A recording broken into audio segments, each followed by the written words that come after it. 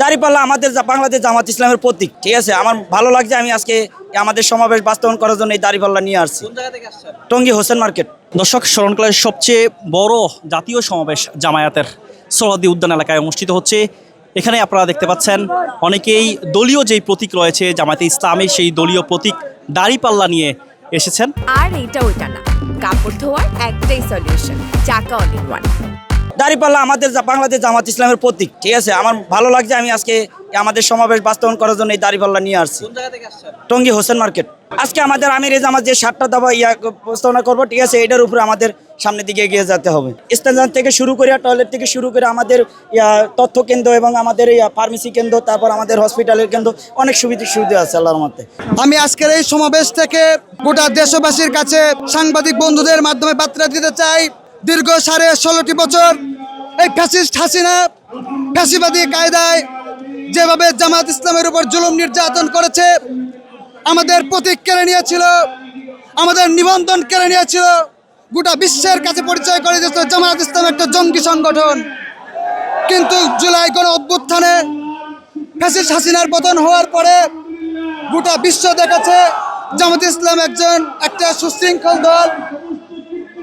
আজকে আমরা আইনের লড়াইয়ের মাধ্যম দিয়ে আমরা আমাদের প্রতীক ফিরে পেয়েছি, এবং শুধু প্রতীকে ফিরে পাইনি, আজকের এই সমাবেশের মধ্য দিয়ে গোটা বিশ্বকে জানিয়ে দিতে চাই, ফ্যাসিস্ট হাসিনা যা আপনাদেরকে যা শিখিয়ে দিয়েছেন সেটা সত্য কথা নয়, সেটা মূলত সে বাকশাল কায়েম করার জন্য, জামাত ইসলামকে দুর্বল করে রাখার জন্য আপনাদেরকে ভুল প্রচারণা দিয়েছেন।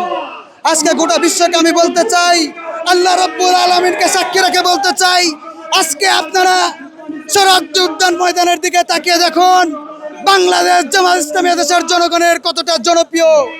বাংলাদেশের জনগণ এই জামাত ইসলামীকে হৃদয়ে কতটা লালন করে।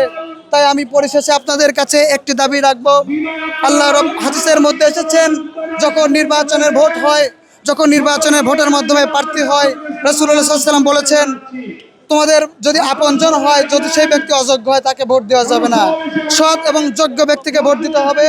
এই জন্য গোটা দেশবাসীর কাছে অনুরোধ রাখবো, বাংলাদেশ জামায়াত ইসলামী যতগুলো প্রার্থী মনোনীত করেছেন, প্রত্যেকটা প্রার্থী ইনশাআল্লাহ সৎ এবং যোগ্য ব্যক্তি।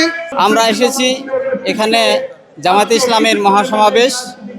আমরা চাই, আল্লাহর আইন চাই এবং সৎ লোকের শাসন চাই।